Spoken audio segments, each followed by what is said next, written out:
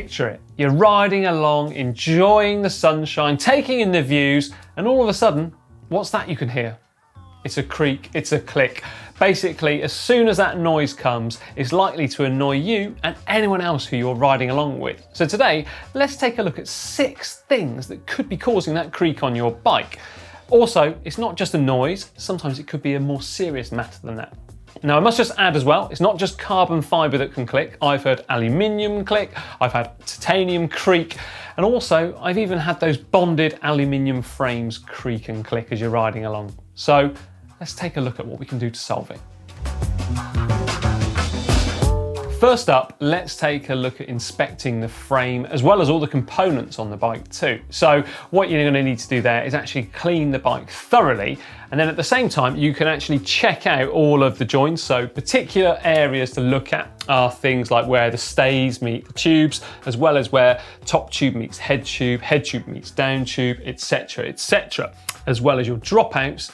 And also things such as a stem and handlebars, so areas where they're clamped to another component. Now, if you've been unfortunate enough to take a tumble on your bike, it's worth checking the top tube, especially just where the handlebars would meet it, because when that hits at such a force, it has been known in the past to claim either a top tube or the handlebars. And then lastly, if you have found anything untoward on the bike, that could well be the cause of one of those creaks or clicks that you've been encountering. So I'll take it back to the shop where you bought the bicycle from and actually get them to have a good old look at that and speak to the manufacturer if needed.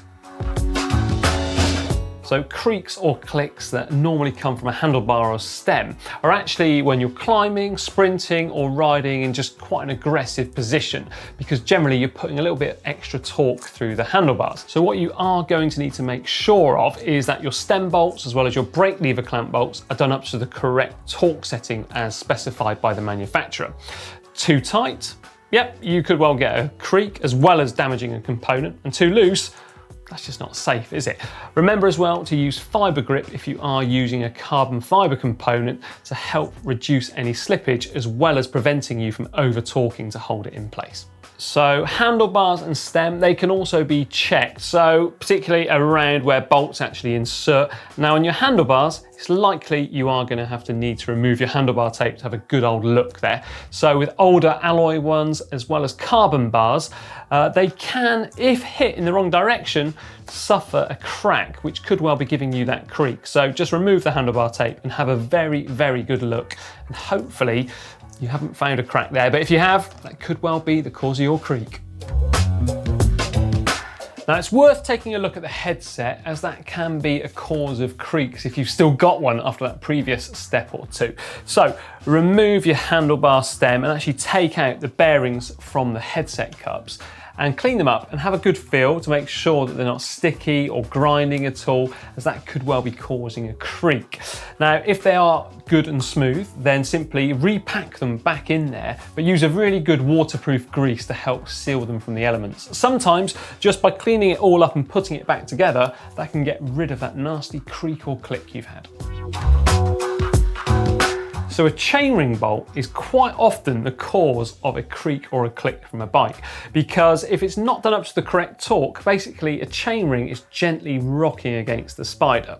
Now, before doing up the bolts to the manufacturer's recommended torque setting, I would actually either use grease or anti-seize on the threads of the 2 bolts. Now, some manufacturers, they do actually recommend using a type of Loctite or thread lock. However, in the past I have seen people use it and basically not be able to undo those bolts without rounding off the soft alloy heads.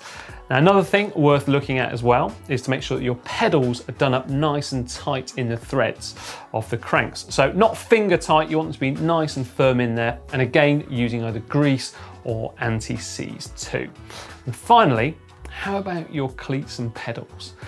It's a last resort, but possibly give it a very, very light coating of silicone spray. Not lots, because it is very slippery stuff, but just enough to hopefully try and get rid of a squeak or a creak or a click.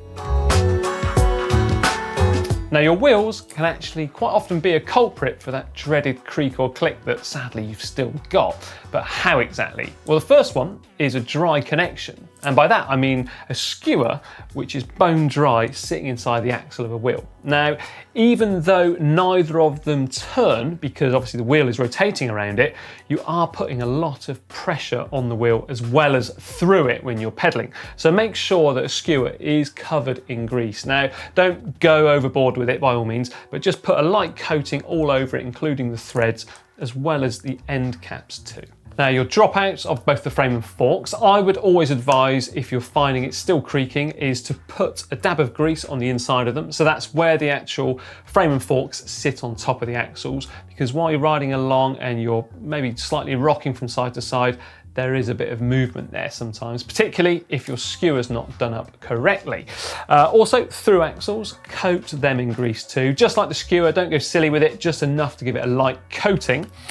Now, sticking with wheels, also check the bearings as a last resort. Now, there's no real easy way to do this other than putting some other wheels into the frame and forks and see if that gets rid of that horrible creak. Then it could well be your bearings that need replacing. And finally, whilst you're down there near the rear wheel, actually check that derailleur hanger and make sure that the bolts are done up to the correct torque too, because sometimes that can just rock a little bit and give you that horrible creak.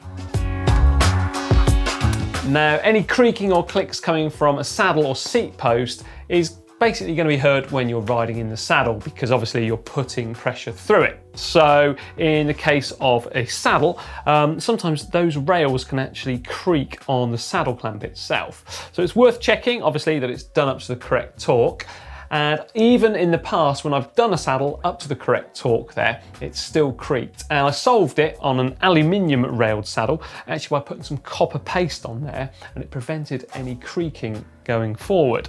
And then if you're using a carbon railed saddle, use some fiber grip in there too to help solve that. Now, your seat post, if you're using metal on metal, make sure you're using the correct grease there. And if you're using a carbon seat post or a carbon frame, then use some fiber grip in there too. And of course, make sure that the seat clamp is done up to the correct torque, importantly, and that the bolt is also greased up too. Hopefully, that's your creaking gone. Now, I've left arguably one of the most common areas of bike to blame for a creak until last, the bottom bracket. Now, when I started racing many moons ago, we only had threaded bottom brackets, and I don't really ever recall one of them making a noise.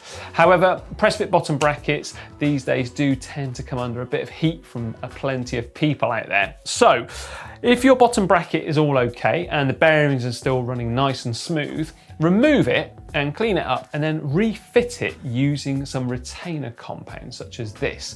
That basically takes up any differences in tolerances between the part as well as the frame. So when refitting, hopefully it's going to solve that creak for you.